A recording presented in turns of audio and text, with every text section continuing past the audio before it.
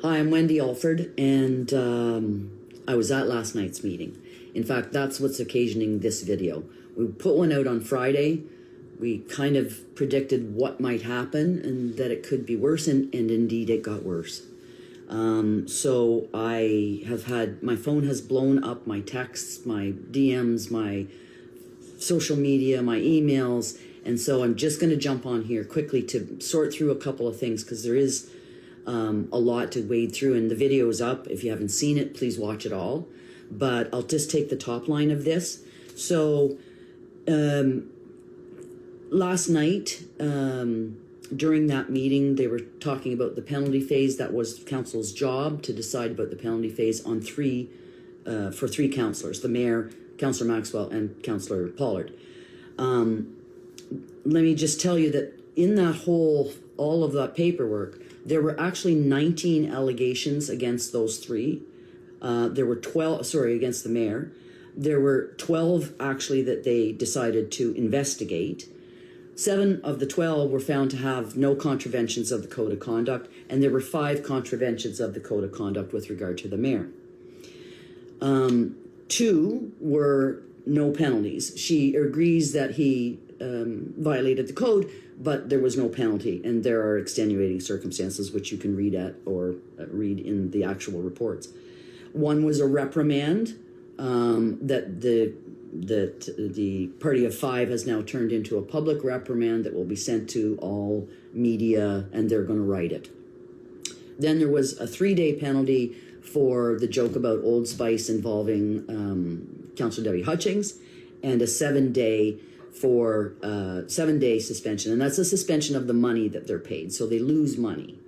They're still in their seats, but they lose money, and that 7 days was for voting to increase penalties to the councillors over them turning their back on the RLGG delegation, which I did.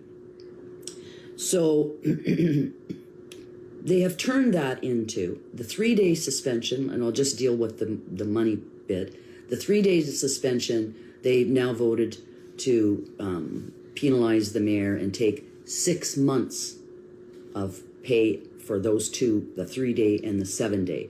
6 months worth of pay. In Councillor Maxwell's case, again, it was 90 days for one and 30 days for the second. So she's losing 4 months' pay. And it was on the table when the meeting ended that Ron Pollard would get similar to what Marsha Maxwell got. But that's when the wheels fell off the bus, and the meeting was ended by the CAO because of a toxic work environment for the staff that worked there and that were at the meeting.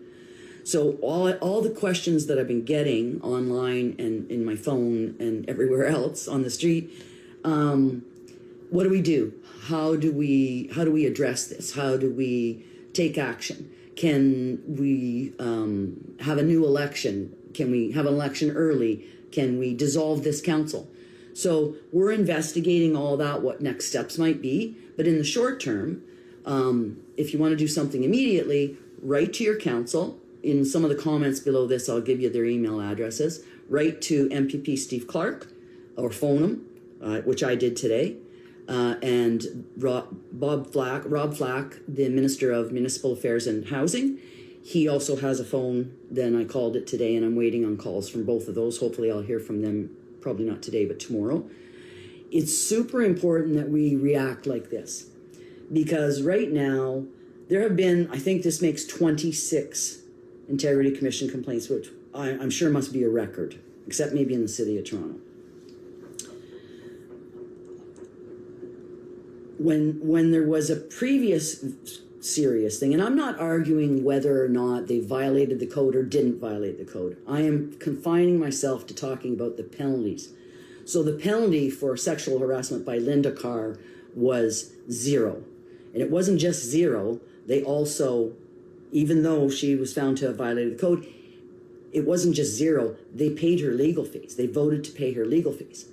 We have 3 members of council now that will lose 6 months, 4 months, and 4 months if they're successful with Ron Pollard for not nearly as serious contraventions of the Municipal Act or the Code of Conduct.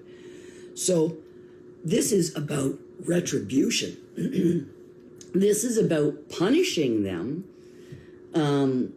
for a whole host of things, perceived and real, but they're punishing them mostly because of the mayoral veto on the Chantry retrofit.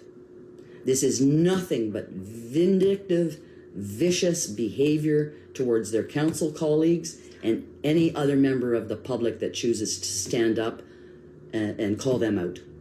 So this isn't just my opinion this time. I was at that meeting. In fact, I left that meeting with a few choice words for those particular party of 5 councillors.